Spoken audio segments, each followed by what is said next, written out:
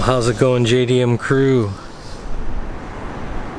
Today it's going to be a little bit different. You could probably call us USDM crew at this point. This is a little bit different than the usual. We've got some V8 action going on here. In fact, it is a 427.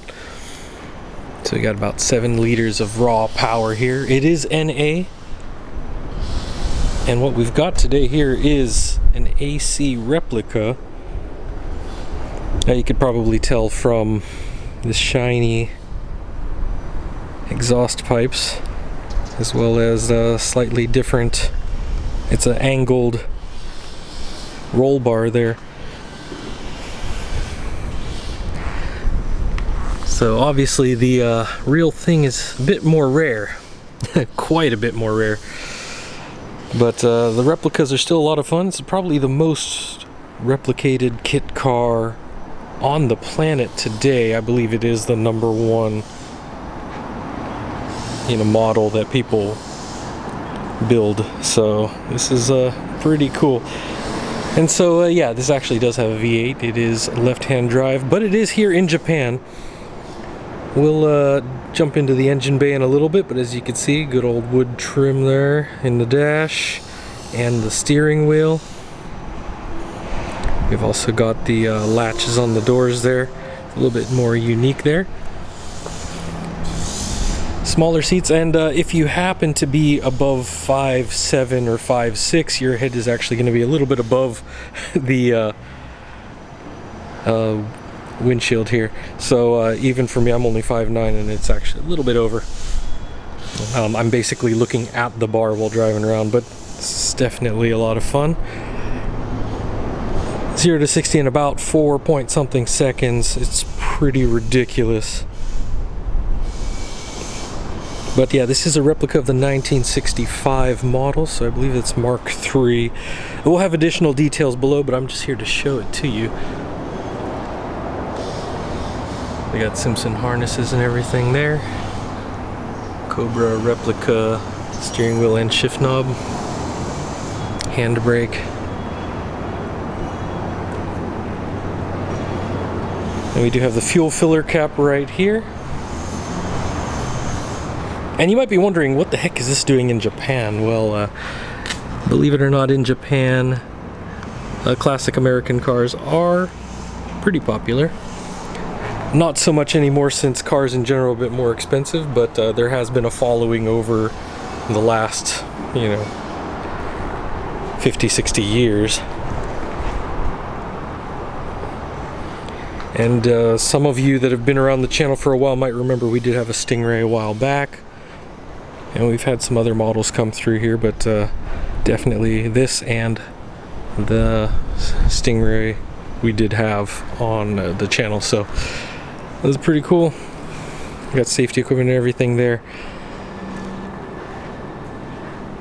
And let's have a look under the hood here. As you can see, it is a bit more modern, so we don't have an ancient V8 in here.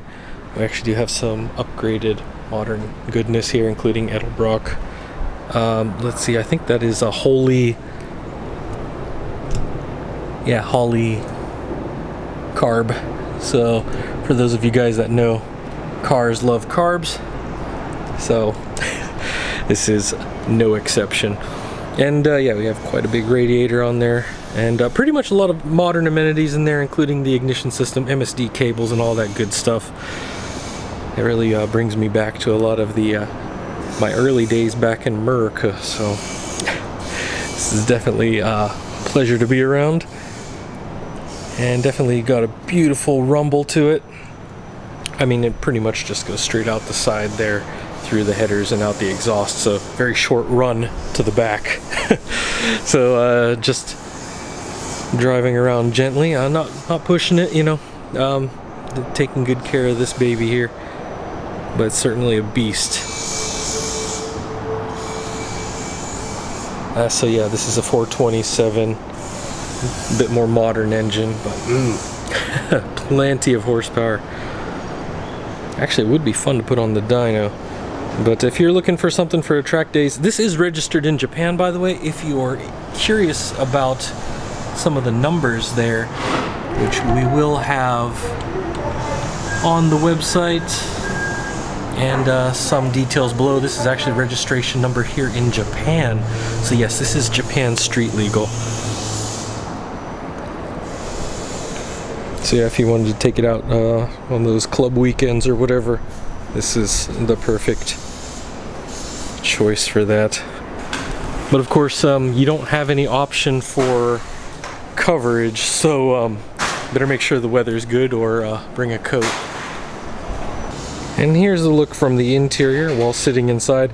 And if you're wondering, well, how does one make a car street legal in Japan? Well, similar to in the US and some states, you know, you just have to have markings if your car is in miles to kilometers.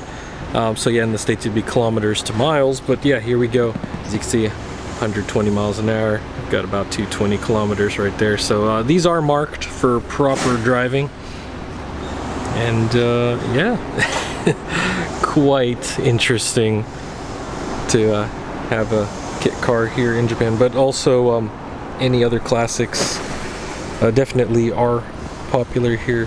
And for those of you guys that are LS gang, hey, I understand, you know, but this is still a nice V8, so I'm with you there, but sorry, we don't have that right now.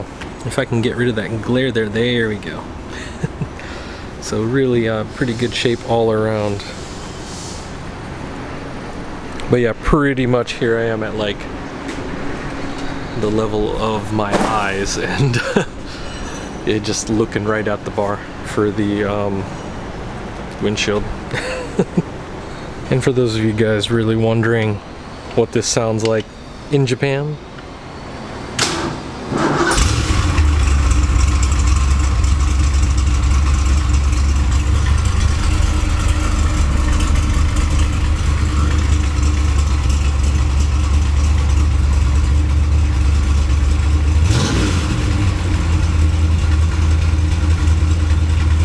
very healthy, that's for sure.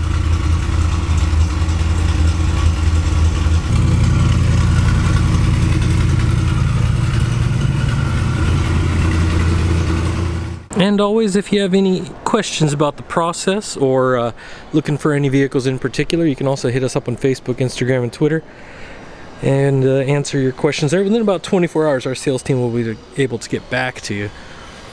But yeah, this is definitely a little bit different from our usual with the USDM. This, I believe, is from one of the western states, so definitely have some of the documentation from before. So if you're interested, definitely ask them about that. And if you're looking for something more JDM or Euro, we actually do have some of those here. And if you're looking for certain particular older models like BMWs, Mercedes, or Porsche, we do have connections with some dealers here for some of those older low mileage ones. Really crazy and amazing to even see here in Japan. So we'll have more coming soon, so we'll see you guys in the next one. Take care.